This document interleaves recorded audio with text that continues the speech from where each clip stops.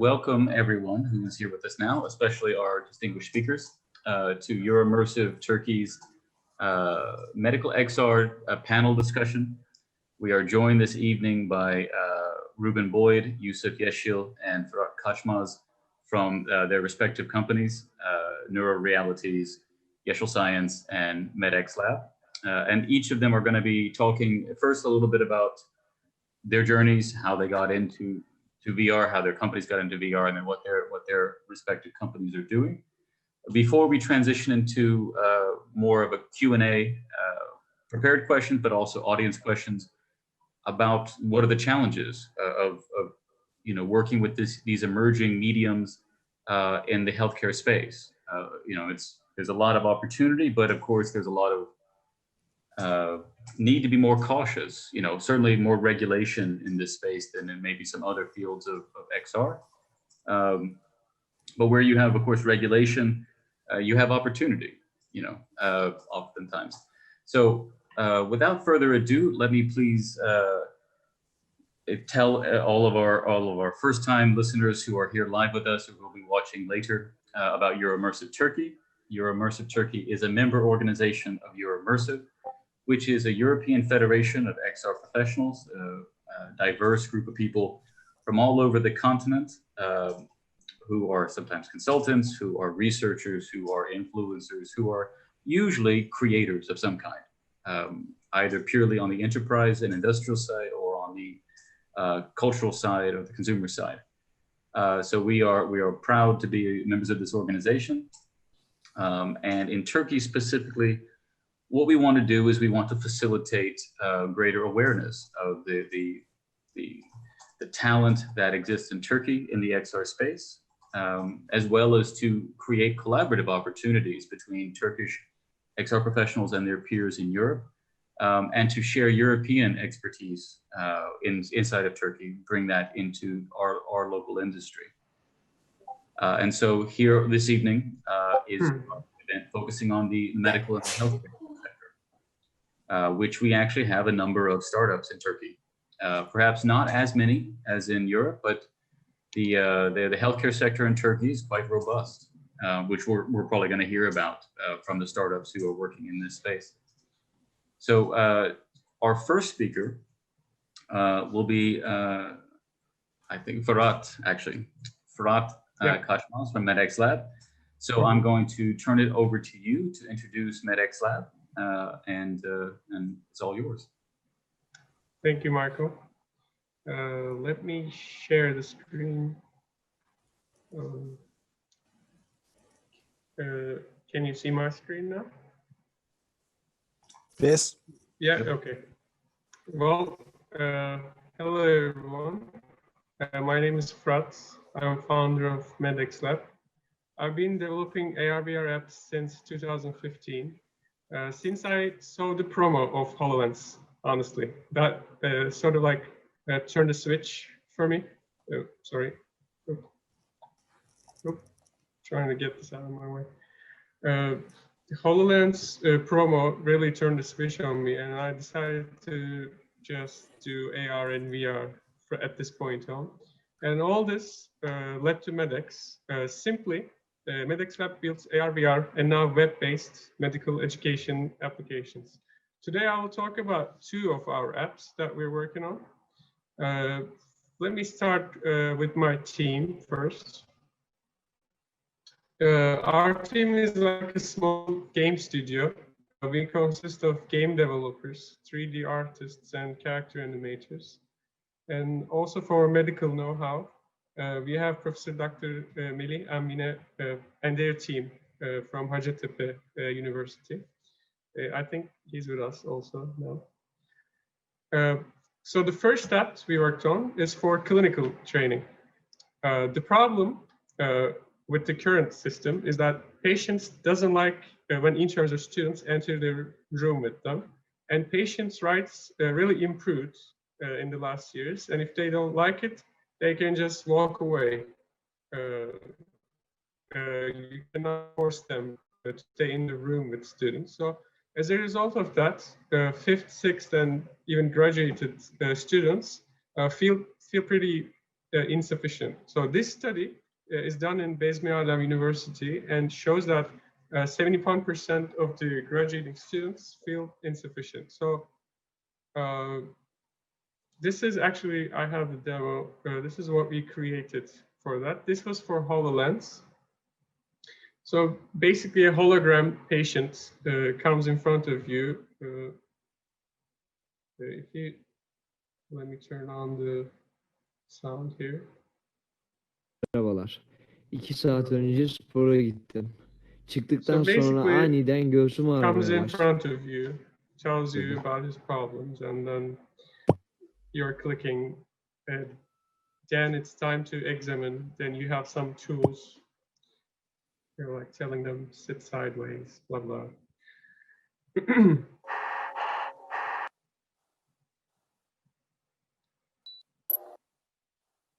Like this, you're examining the patient, and you can.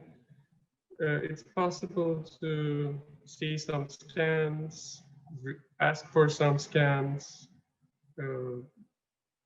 write prescription, call for schedule another meeting, another appointment. So basically, anything the doctor can make will be done with this UI. We also made this for VR.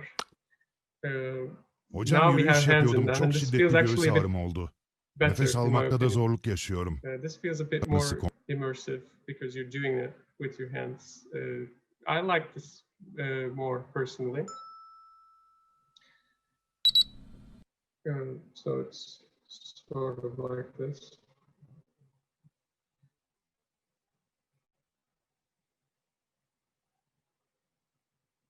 It's sort of the same. At the end, you get the results that if you got it right or wrong for a particular case. Well,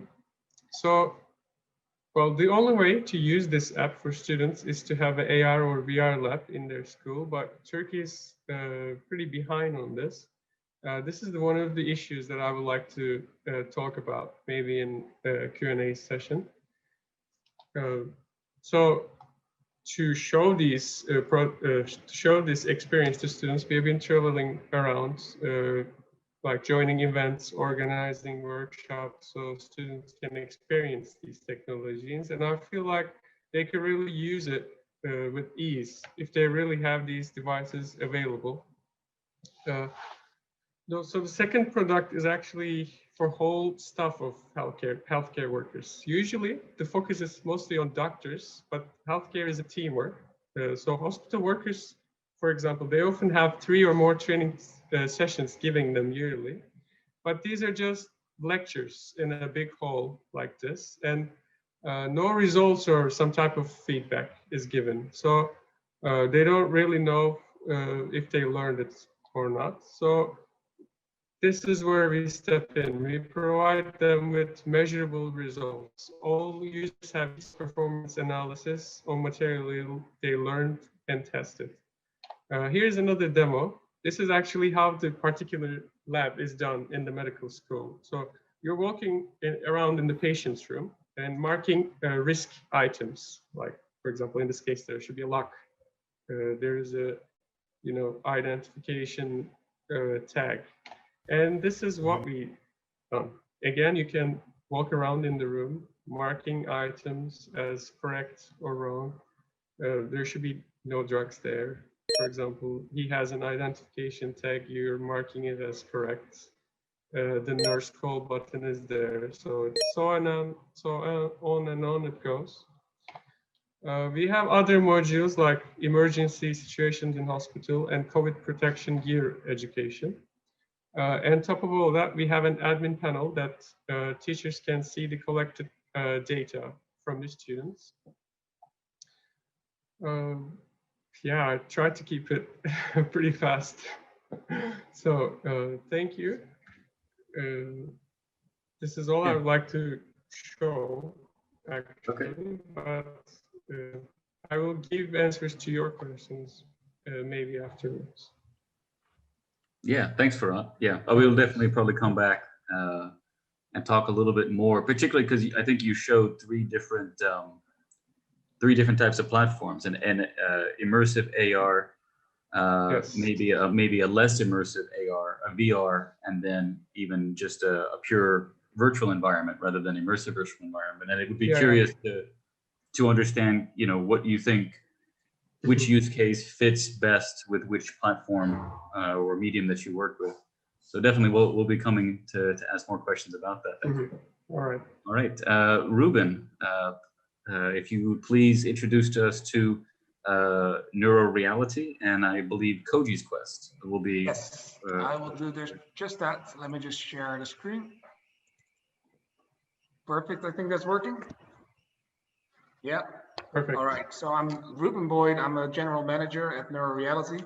Thank you for inviting me, Michael, to be part of this Euromersive Turkey event. Hope I can share some knowledge here that I picked up over in the Netherlands. So we're a medtech startup based in Amsterdam, and we develop a virtual cognitive rehabilitation tool. Okay, it's not working. There we go.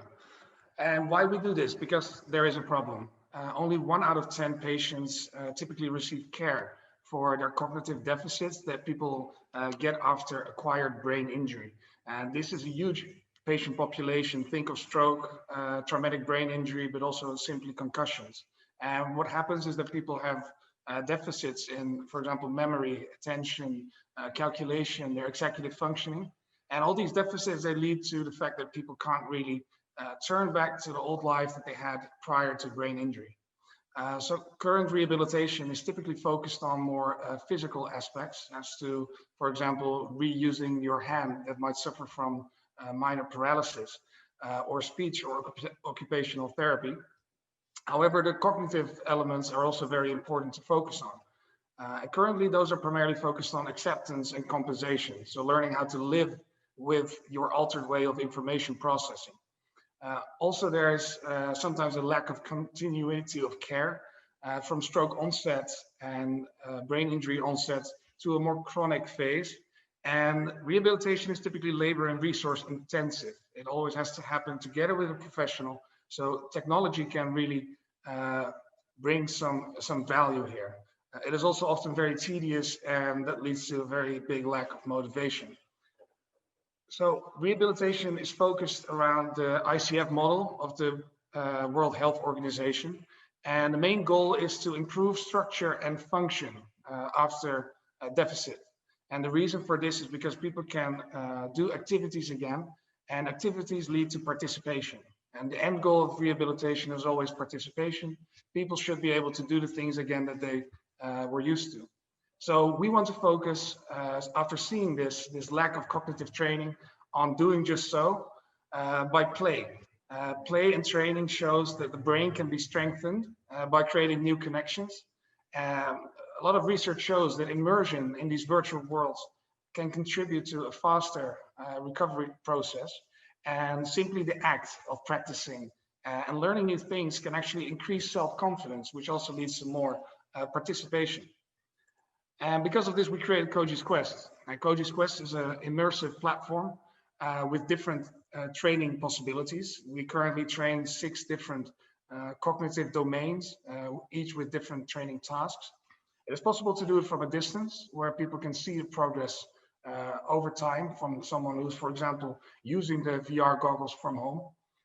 We also provide psychoeducation, because a large part of dealing with this new reality of having brain injury is understanding why some things are more difficult than they used to. And to tell people why this is the case really helps with learning these new skills. And by using AI, we can create profiles and use smart diagnostics in order to better see what type of training is most efficient for a person. Now, of course, it also needs to be fun, because old rehabilitation is not really fun. And that's why we created this sort of, actually like a game. We work with the game developers, 3D artists, to create something that is truly appealing to the eye, and where people are forced more or less to come back to the training through goal setting, through quests, through rewards and achievements. And all of this really to induce neuroplasticity, so the ability of the brain to rewire itself and to make new connections after after there has been damage done. So I don't have as many nice videos as the previous speaker had, Fira, but this is a little bit how it looks, and these are just examples of me training my brain and becoming more clever over time by solving these increasingly difficult training tasks where direct feedback is provided to the patient doing the rehabilitation. Now, of course, we're here for virtual reality and XR in healthcare. Brain training in itself is not a new thing. Using old virtual reality systems, which projected a person within a virtual world, such as the Kinect, has been used for a very long time in rehabilitation. But these things don't really have what it takes to truly take cognitive training to the next level. And that's why we think XR in particular, and VR for this case, is really much better than the standard 2D brain training. What we can do is we can offer multisensory stimulation in a much more profound way than is capable on just a screen. This leads to environmental enrichment, which by psychologists and neuropsychologists is seen as the ability of stimulation from the surrounding to actually help with learning. We can provide both cognitive and motor functioning training by using the controllers, which in itself, from a rehabilitation perspective, is already carrying out a quite complicated dual task, such as driving a car where you need to pay attention to multiple things at the same time. We also have higher ecological validity compared to the regular training. People really feel that they're there. They're really immersed in the training acts, and they're not just tapping a screen with their finger, which doesn't really translate to the things that you typically have to do in daily life. So virtual reality also allows for more of these transfer effects, if you will, from the training to the everyday activities. And you create so much more data. With virtual reality, we have so much more data points where we can track this over time with head movements, potentially with eye trackers, and all of this can lead to better identification of actual progress being made. And last but not least, the patients who try this, they're simply just really having fun. They don't notice that they've been training for an hour. They want to do it again. And a big problem with rehabilitation, and every one of you who has ever had to do rehabilitation, either physical or another form, knows it's not really great. I had to do 1 year of rehabilitation because of a skiing accident, and I didn't really do my exercises at home. No one could look whether I was actually doing them correctly, if I were actually doing them. And with virtual reality, you can also track that. You can see whether people are doing it the right way. And that's just a really important part. So that was really what I wanted to share with you guys today about Neuroreality and the product that we're creating, Koji's Quest. If you have any other questions, of course, keep them for the Q&A, or you can just put them on the email. And feel free to check out our website to learn more about the science behind Koji's Quest. Yeah, thanks, Ruben. Yeah, and on that same point, if you do have questions, you certainly will be able to do a Q&A at the end in a live form, but you can also throw them in the chat so you don't forget that that was a question that you had, and then we'll come back to them in the Q&A. All right, so next it's Yusuf and with Yeshil Science. So please, Yusuf, take us away. Thank you very much, Michael. Also, thank you for inviting me for this great event. And I am founder of the Yeshil Science startup, and also I am medical doctor at Istanbul University Faculty of Medicine. So my passion is digital health, and I already been several projects about digital health, and also especially personalized medicine and predictive health is my passion. And also in our startup, we are using mostly mobile technology we are supporting this app with mostly AI and AR. So some of our apps supported by AI and some of based on mostly AR. So today I want to talk about what is the AR and digital health apps we are developing. First, as I said, we started with scientific 3D illustration and animation 5 years ago. And after that, we focused mostly for VR. And after that, we most focus on AI and AR into the last 2 years. So we are using AR in two of our projects. So one of it is Mandarin Health. It's a mobile application that's giving an analyze about their lifestyle to directly to the end user, directly to the customer. So first we are collecting some of information about their lifestyle, like water intake, sleep data, or steps, or nutrition, or something like that. There are many apps that's showing that information, but we are analyzing that information with AI, and we teach that AI with expert comment loss. So experts scored many of data from us, and we develop an AI based on. So this AI acting like an expert and giving some score about your health. So there are such systems like heart score, lung score, or like skin score, something like that. So we are giving the score, but the other side, before going to AR side, this is the screenshot from our app. It's a normal app. We have two apps, like a normal app and game side, like AR side. So asking some question and giving score, and also the users can do some challenge and improve their score. So at the AR side, before start that, oops, sorry. At the AR side, when user get a score, we are visualized to that score on the AR side. Like, for example, this is your digital twin. So these are your organs, and showing every tag about your organ. And also we are giving score of these organs depend your health style. And when you click the one organ, it's showing bigger, and compared to 100 score, what is your score and how it's look like. So as a user, you can examine how your organ is seen if you behave like this lifestyle. So the Mandarin Health is like a product, and we almost finished both AR side and native side. So we're gonna launch in 2 months the app in the store. And also other apps is Augmentify. It's like project-based. Project-based is app. We are developing Augmentify for drug company, pharma companies, and our aim is showing mechanism action is better with AI. So when the pharma company go to any doctor or pharmacist, they are showing something like video or brochure or something. We are developing them to AR application specific to their drugs, so they can express better to their drugs to doctors or pharmacists. So it is an example. It's a completely mobile AR, and almost all of our project based on mobile AR. So when you show, it's a markerless AR, and when you show the table, you can show the surface of cell and antibodies and macrophage, something like that, about mechanism of action.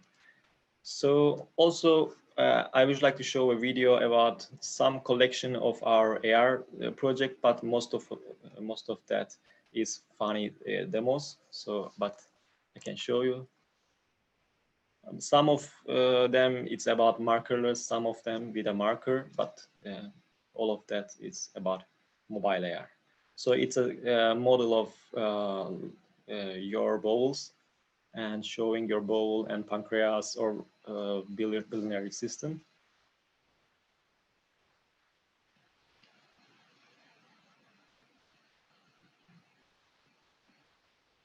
And also you see that video before, so I'm just passing it. And this is about, for another pharma company, Sandoz Novartis, it's about how the probiotic is going on bowel cell. So this about when you show, it's a marker-based AR. When you show an article showing profile of author and 3D model of inside of that. This is a green chroma key demo about it. Also, we do some experiment about AR portal. So this is kind of that. And also we take some real photograph from surgery table, and we do a photogrammetry and we collect old photograph and create a 3D model. And you can explore that surgical area based on real photograph and in 3D. So this is another AR 3D model.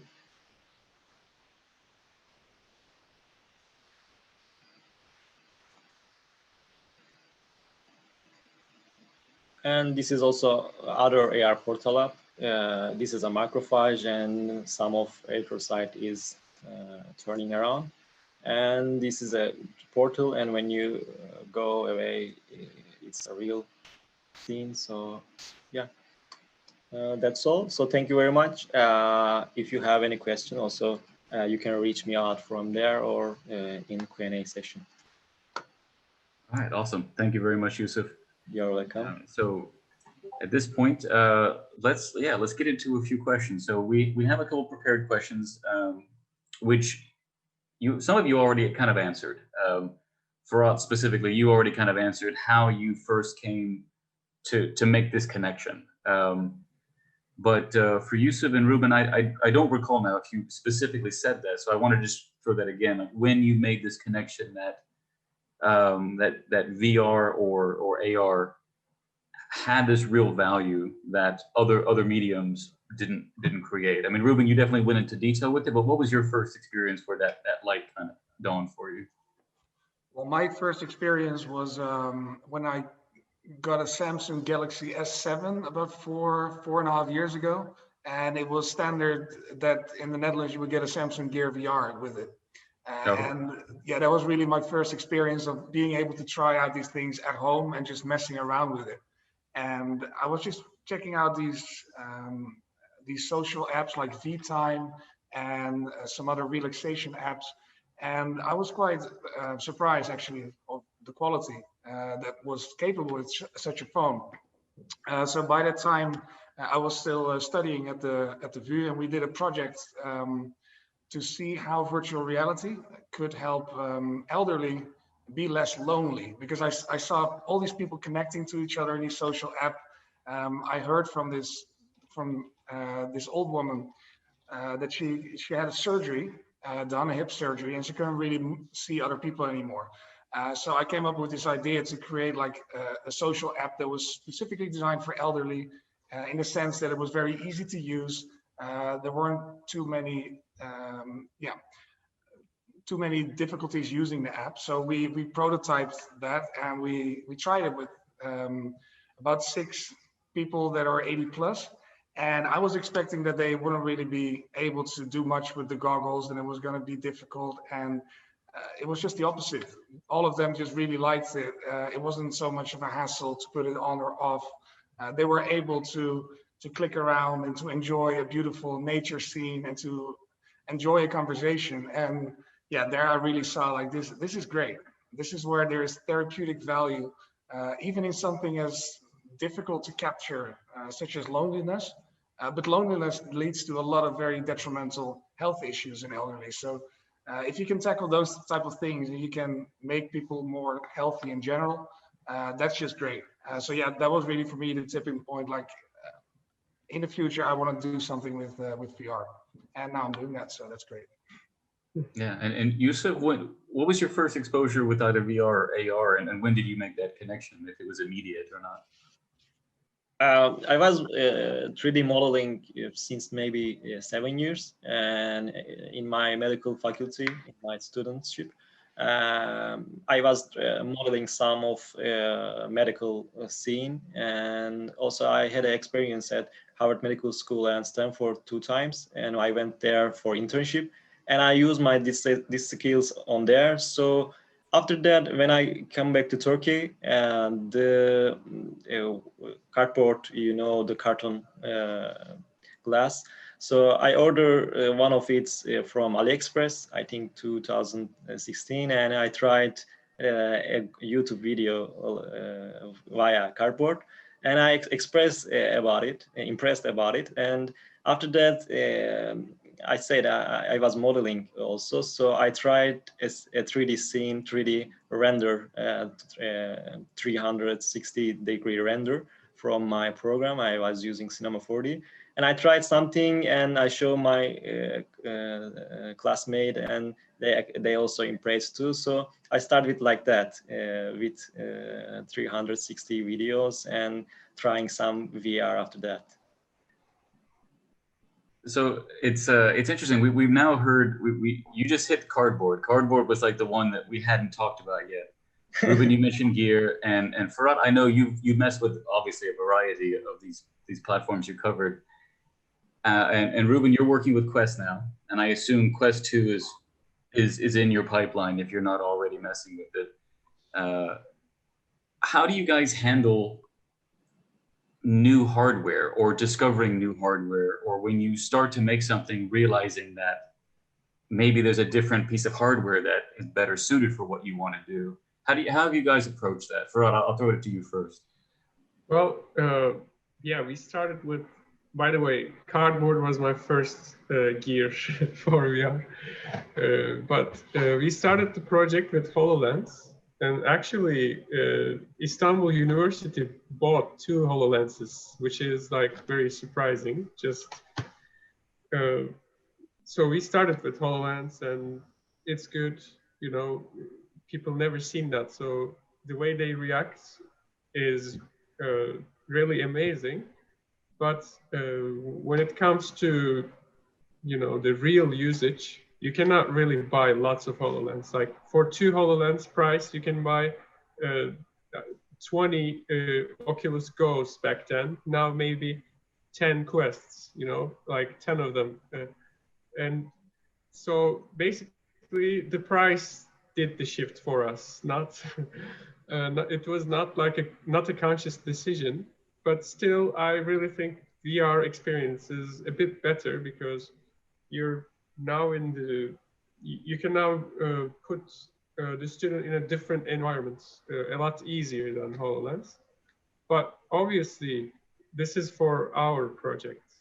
Like for the lots of projects that are going on in ER, for example, some, you know, avant-garde ERs really using HoloLens systems, and FDA approved some of the applications. So when you're in a situation like that, you can't really take your eyes off the real thing. Then you have to go with the HoloLens. But I think for the education, that doesn't tie you to anything. This is mostly going to be VR and currently web, but this is until VR devices are really everywhere.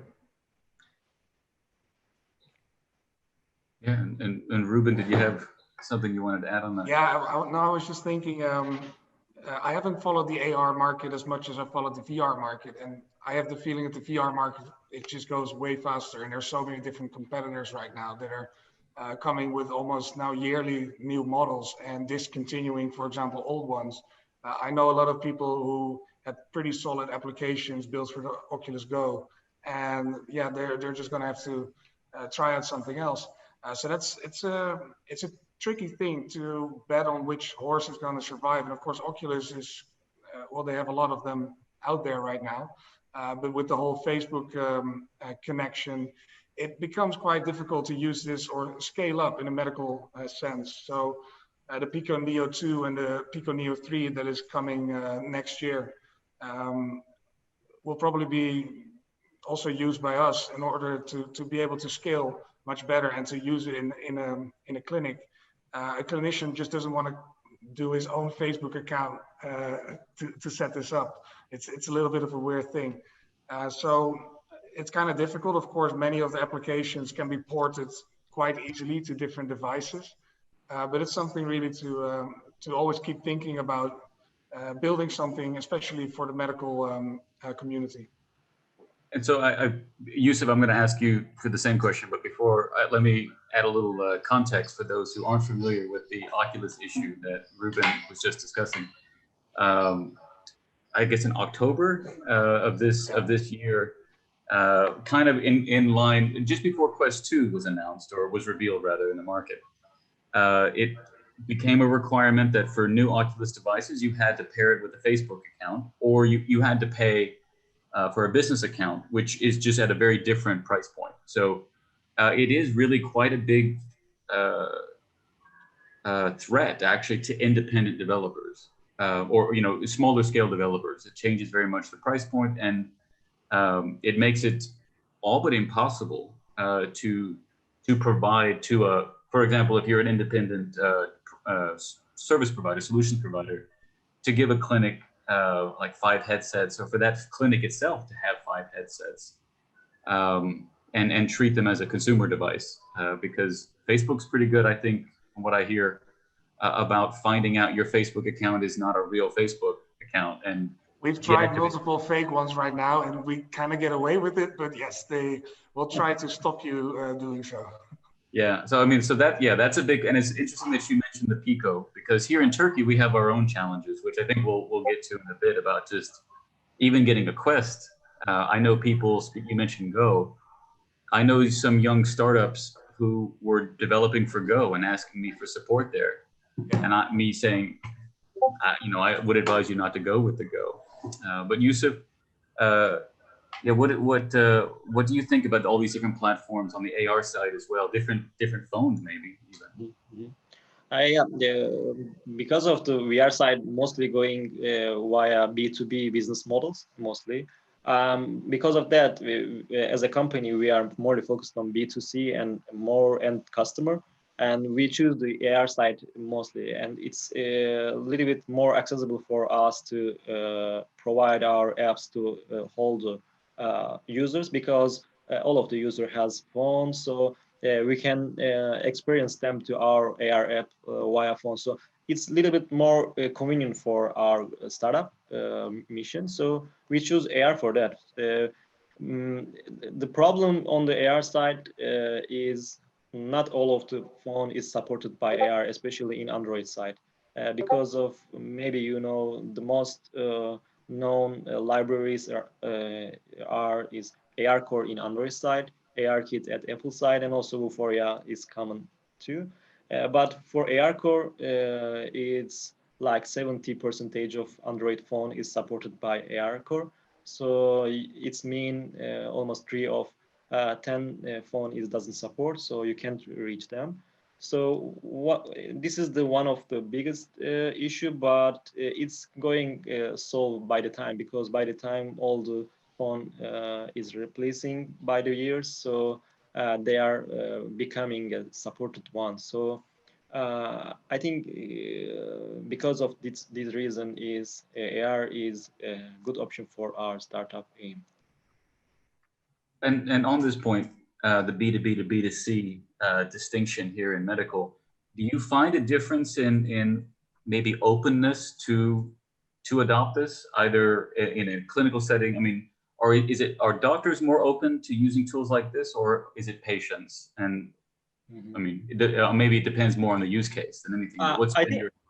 I think maybe doctors is more open about it. It's a little bit strange because for general technology, doctors are a little bit strange about technology.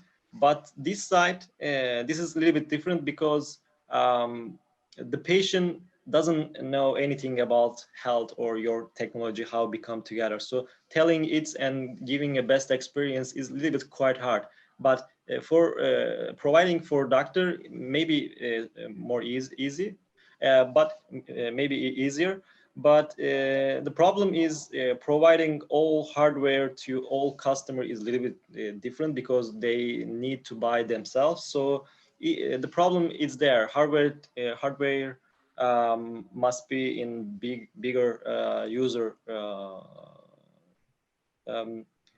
Having this hardware user must be grow. So after that, you can provide B2C business model much better. If you can't grow up this hardware count, it could be expensive for each customer. So I think it's a problem on there for B2C business model.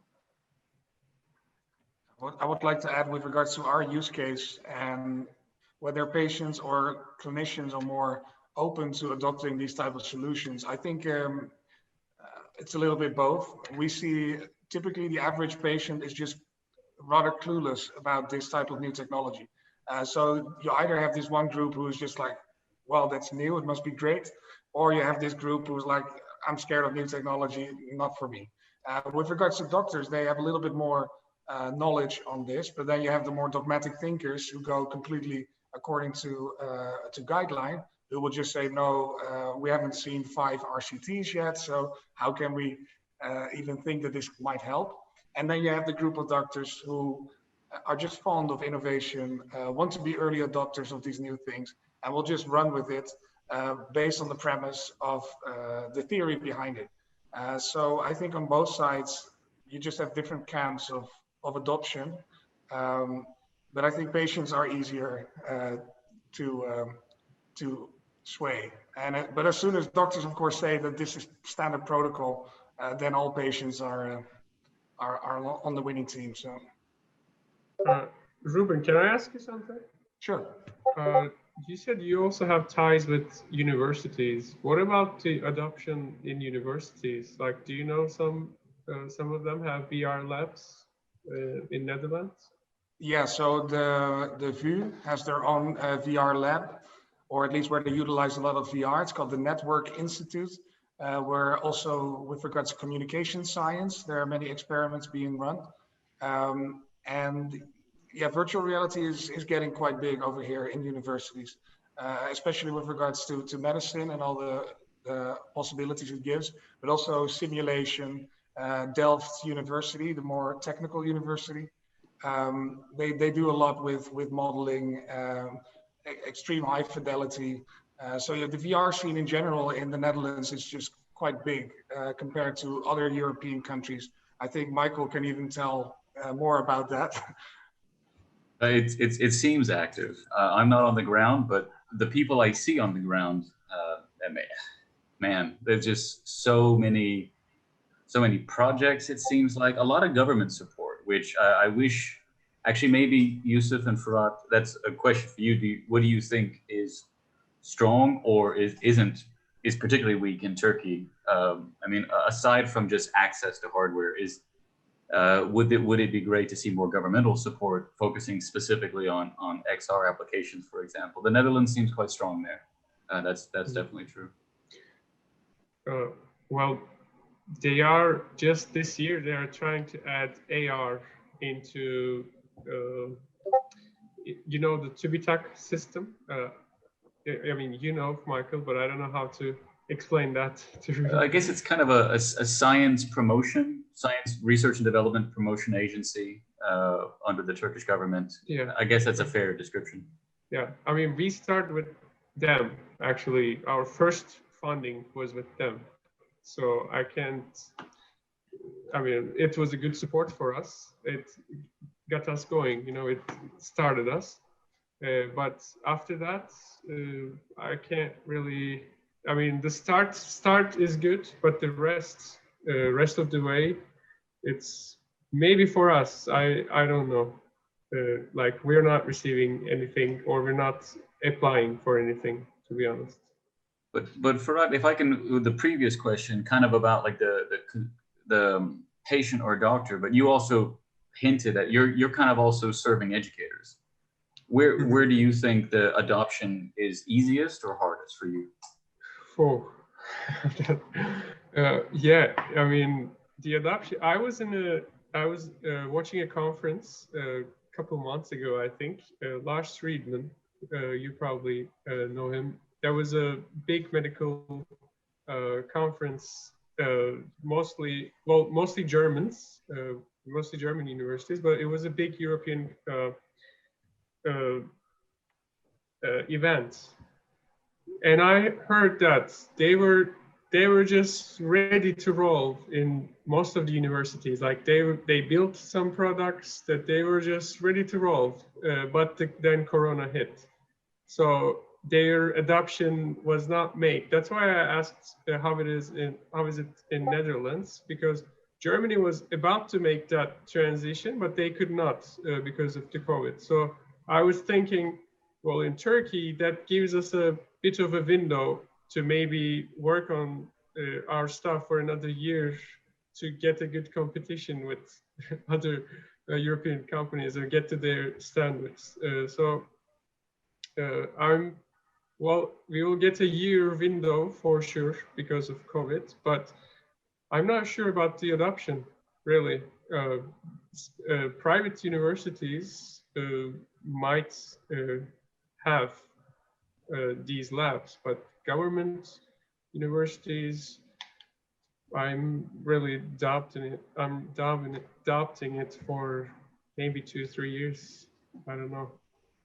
I mean, Yeah, I think with Istanbul University, I heard had set up a lab, but they were the only public university in Turkey that I heard was doing it. I know Bahçeşehir and Koç and Hacettepe and Bilgi has maybe something. I mean, these are all local universities in Turkey. But public universities, yeah, I don't know. You know, it's a very different model here in terms of. I think they have to all go through TÜBİTAK or other type of developmental grants. It's not something that is discretionary. Yeah, most of them go through TÜBİTAK, and see, they are setting up labs, but I'm not calling them labs. What I would like to see is 10 quests or 20 quests. You know, that's what I want. I want to see a library of quests. So, like having a couple doesn't. No, it's not going to work for us. It's not going to work for education. I mean, you have 500 students and 2 quests. That's not going to work. You need to have like 20. That's Yeah. showcase. Yeah, no, that's completely true. Actually, on that point, I wonder, you know, Turkey. I don't know in the Netherlands how this. You guys are still semi-open, maybe, but we had a lot of VR arcades open in the last 6 months before COVID started. Yeah, here in Istanbul. my office is on top of a VR arcade, which was by coincidence. But yeah, it used to run so well. It's in a pretty touristy part of Amsterdam as well. And yeah, they've had to shut down because there's no more tourists. Even if they can open, there's just restrictions on the amount of people that can be in at any given time. So it becomes way less profitable and also less fun because it's just all these rules you have to adhere to. Whereas before that, yeah, they were doing really great business. I wonder, and you know, to Farad's point, like the lab that I coordinate at Koç University, we have 7 VR devices and 2 AR devices, and I think I don't know of a university lab that has more than us in Turkey. There might be one, but I don't know of one right now. VR First at Bahçeşehir is close to us, but I don't know how many of those machines are still working because maintaining them is also a challenge. But the arcades sometimes had 10, 15, 20 devices, and I wonder how many of those devices will end up on the secondhand market, just as a casualty. The business is not being able to survive it, and whether universities will be an ability to pick that up. I know that from a lot of these grants that universities work under in Turkey, they can't buy secondhand. They must buy. They're required to buy new, and that actually then doesn't help anybody because you buy less of them. But I want to throw a couple final questions while we still have some time. Yusuf, you're working more with AI and maybe some other emerging technologies and trying to pair them together. And so I want to throw this to all 3 of you, but you first. What do you think is essential in healthcare? What other technologies and what other, like, how do you, I mean, when you're talking and you're building a value proposition, is AR really essential for you? Is VR really essential? Or is it more like just the delivery method and maybe more the value creation is depending on something else, some other technology? For now, both AI and AR is a supportive technology. So the value proposition is your business model and what you offer to your customers. So it is more important.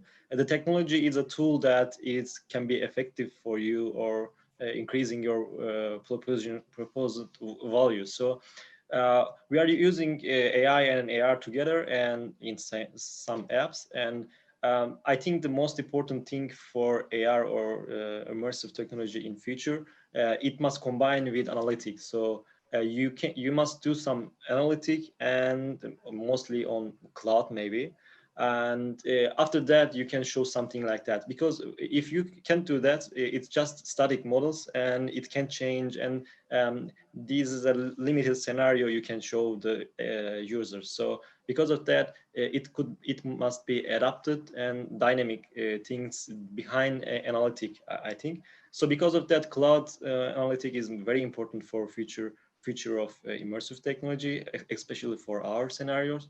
So we would like to analyze the patient health via AI. So one of our product is about upper respiratory infection. We are getting throat picture of user and analyzing that via AI and giving some recommendation about their disease, like viral infection or bacterial infection, something like that. Also, we would like to combine and use AR in this scenario, but after that, after we mature this product and after growing, after the growing side.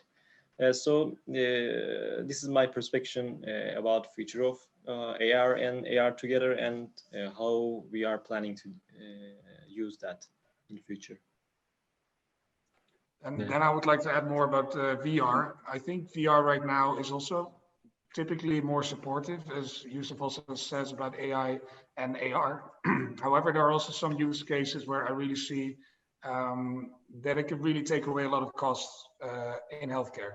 So for example, with pain management and pain distraction, already clinical results rolling out that people take less pain medication because they have other ways of dealing with it. Things like phobias, where now virtual reality environments are used pretty successfully in order to expose people to situations that would not be capable in a normal therapeutic setting.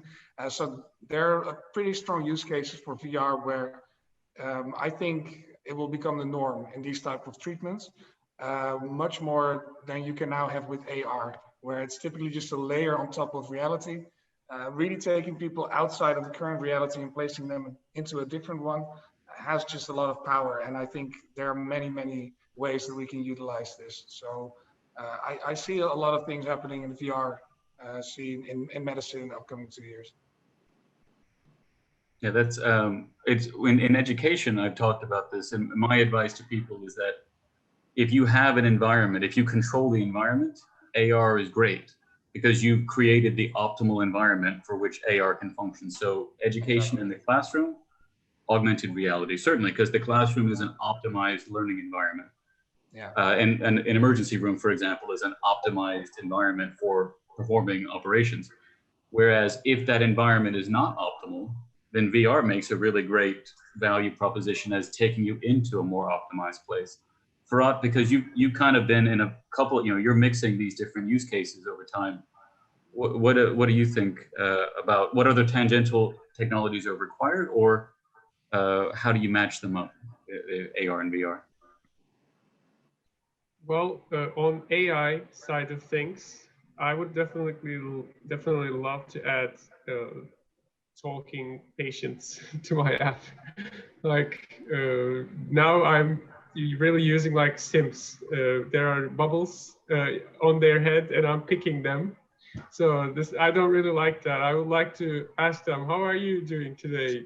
Blah, blah, what do you do? But if that would be English, probably we would do it easier, but Turkish is a bit tricky. We cannot use Redis, systems. So I would like to add that in the future. That's all I have on AI currently. Yeah. We are trying to get more on the gamification side of things. Actually, how can I give this education more gamified? How can I make this gamified? There is, because these are called serious games.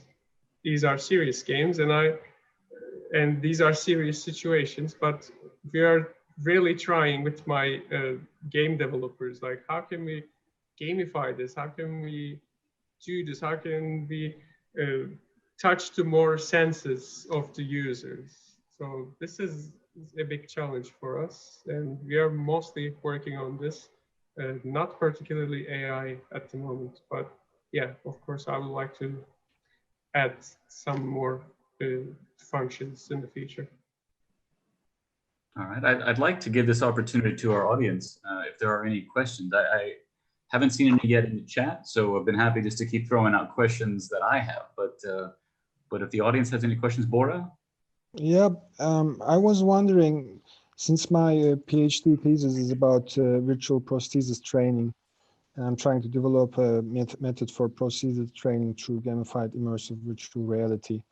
I've been using the myoelectric armband, which few of you might be familiar with. If you are experienced with using this armband regarding sending signals of the armband to virtual reality, if any of our guests actually know anybody who does it or has done it, it would be very interesting for me to know. I haven't worked with it before, but I know that there's an Austrian startup called Neuroreality, and I believe they've also created or working with one of the armbands together with the virtual reality environment in order to do mirror therapy. So to let people experience again what it's like to actually move the hand that doesn't really move anymore. So I know that they're working with it, but I personally don't have any experience with it. So you might want to check them out and see if they would like to collaborate on research. Okay, when you say mirror therapy, you mean the mirror box therapy, right? Ramachandran's phantom limb pain therapy. Yeah, exactly. So they can Yes. get, okay. Okay, that'd be lovely. Can I take the name again, please, so I can write it down? Of course, they're called Revelio. I'll just put it in the chat. That'd be very nice. Thanks so much, Ruben. You're welcome. Thank you. All right, we have a question here. And it's, how do you differentiate between optimal and an overkill in VR? And so whether something is better for VR or something is better more for just a traditional screen-based game. And so he asks, is it trial and error, or is it something that theoretically you're led to that conclusion beforehand? I would like to take this one. Yeah, it's a very good question. A lot of VR experiences are created because people just want to create a VR experience, which can also be done on a flat screen. However, when you really want to have the person experience that to be in a different world, which is simply not the case when you're watching a screen. I mean, I'm seeing all of you right now, and I know that you're sitting there in rooms, but if you're in a virtual reality environment where I can see Michael as an avatar, it still feels I'm closer to Michael than I am right now. So when you create games where you want to feel the actual proximity of either virtual objects for either fun or for education or training, that's where you should go for VR. If it's just informative without many manual actions required in order to learn the information, then static information suffices. And then with regards to games, just look at anyone who tries out that first bow and arrow game from Vive. Long ago. They play it forever because shooting a bow and arrow is just really fun. And if you control a joystick with your A thumb or the other to shoot a virtual bow and arrow, it's simply not the same. So these type of very intuitive human behaviors, if you can put them in virtual reality, that's where they bring most value and the most user satisfaction. So yeah, I think you can go for an overkill with VR, but I think that the majority of applications do deserve to be in VR. Super hot, Beat Saber. These are amazing. Yeah. These are amazing. Yeah. I mean, you're moving your body, obviously, and you know, it's easy to, I don't know. For me now, I got a sense of it. No, I feel like, oh, this is gonna be great in VR. Like Super Hot is a PC game, actually. I didn't know that. It's perfect for VR. Yeah, after you played in VR, I can't imagine not playing it in VR, specifically the super hot. So Yeah. so would you say that it's about maybe how much? I mean, the physical motion requirement. VR makes sense when there's a significant bodily motion required, Yeah, rather exactly. than So, for example, when Guitar Hero first came out, I was a big fan. I played more on my Guitar Hero than my actual guitar. If I would think about doing that right now in a virtual reality environment, it wouldn't really make sense because you're just standing still anyway. And the thing that you need to manipulate is far too complex based on the controller. So there, a physical substitute in reality, the, the guitar, and then just a flat screen makes more sense. But as Fiat says with a Beat Saber, you can't have balls being thrown at you in reality and hack them away. So yeah, I think you should just really apply logical thinking to see what makes most sense. Yeah. Also, I think when you need to get more immersive into something, you're immersed into feelings, like you're creating this emergency situation, fire all around you. It feels way more, it feels really immersive in VR. Like you cannot, people cannot feel that through web-based applications. All right. Well, I think I would like to open it up to some last thoughts because we're kind of at the end of our time this evening. But before that, to follow up this topic, have you guys seen anything in AR or VR where you said that doesn't need to be AR or VR? It could be something you've worked on that would even be more insightful, but it could also just be something that you've seen that instead of inspiring you, it just gave you insight on what maybe not to do. I mean, I tell people VR gaming, it has a bad name in a lot of places, but VR gaming is where you learn so much. You learn what not to do just as much as you learn what to do, but that's where experiment happens. And it's really, it's really valuable to see something tried that didn't really work for you or for the medium rather. I'd like to say something about an AR experience. So what I've noticed with the HoloLens and also with Magic Leap is just that the field of view is just fairly small compared with virtual reality, which is completely around you. So I experienced this simulation which would show what the Netherlands would look like if the sea level would rise. And they did this using an augmented reality simulation. And it was just so underwhelming, whereas they tried really to overwhelm you with the idea like, oh, you should worry because the sea levels can't rise. Like a VR experience would be way better because then you could have the water actually around you. So there I was like, yeah, you just chose the wrong platform. And then for our own company, some of the games that we designed initially could also kind of be played basically using a mouse because they didn't really fully utilize the 6 degrees of freedom and the controller interaction. So we've been moving way more towards this because the engagement of the player is just way more. So always just think about, you have these controllers, actually use them. Yeah. Great point on Ruben. Also in HoloLens, Microsoft had a 360 World Tour application. I don't know if you tried it.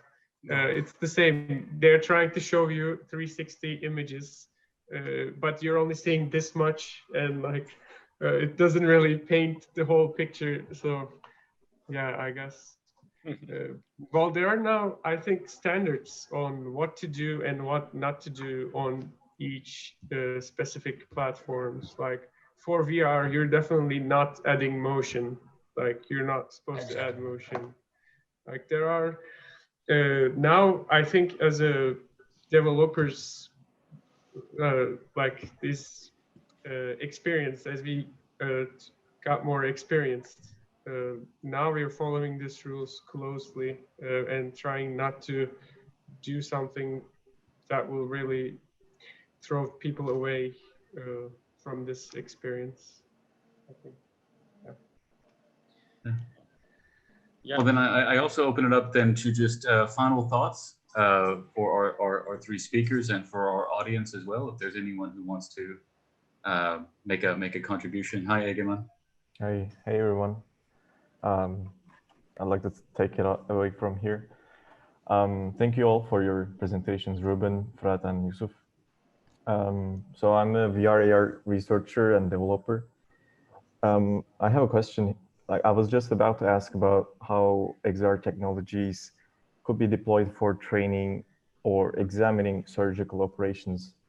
And Dr. Yeşil gave a great example of how photogrammetry models from a real surgery can be visualized.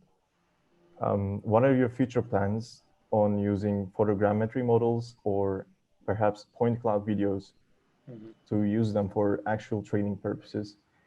I'm no expert in medicine, but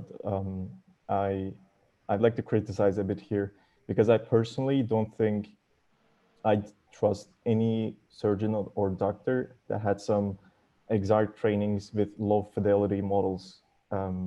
So what's your opinion on this?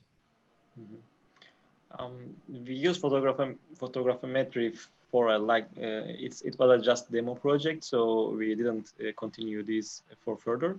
And we was doing something like that before, but after that we mostly focused on consumer based. But other than our startup, also I am a co-driver of not co-driver I am also partner of a project at Istanbul Faculty of Medicine by Leyla Türkeşener, maybe you know.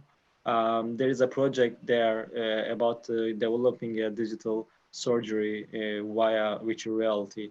So it was going on, and I think it's finished. Some part of that surgery project is finished, but I don't know about further because I left after the middle of the project. So there is a project about digital surgery on Istanbul Faculty of Medicine at TED Lab.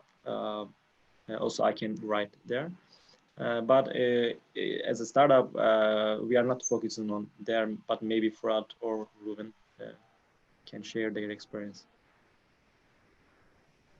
Yeah, with regards to these type of hyper-realistic simulations, we try to make friendly worlds that do not look like reality. So I don't have much experience with that really.